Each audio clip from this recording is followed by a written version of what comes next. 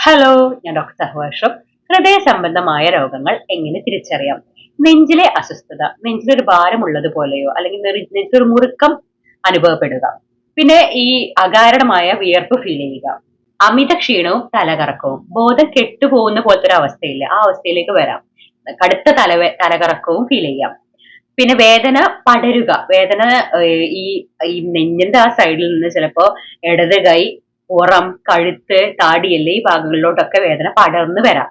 ഈ സമയത്ത് കടുത്ത രക്തസമ്മർദ്ദം ഉണ്ടായേക്കാം. ഇങ്ങനെയൊക്കെ വരുന്ന സമയത്ത് വിദഗ്ധ പരിശോധനക്ക് പോകേണ്ടതാണ്. അപ്പൊ നമ്മള് പിന്നെ ഇതില് വരുന്ന പ്രധാന ഇൻവെസ്റ്റിഗേഷൻസ് എന്ന് പറയുന്നത് ECG ആണ്. ഒന്ന് ECG, പിന്നെ എക്കോ, പിന്നെ ട്രെഡ്മിൽ ടെസ്റ്റ്, TMT. അത് കാരണം വ്യായാമ വേളകളിലും എങ്ങനെയാണ് ഹൃദയത്തിന്റെ പ്രവർത്തനം എന്നാണ് അവിടെ അറിയാൻ പറ്റുക. പിന്നെ ബ്ലഡ് ടെസ്റ്റിൽ വരുമ്പോൾ കൊളസ്ട്രോൾ, അതേപോലെ ട്രോപ്പോണിൻ ടെസ്റ്റുകളൊക്കെ ഇതിൽ പറയുന്നതാണ്.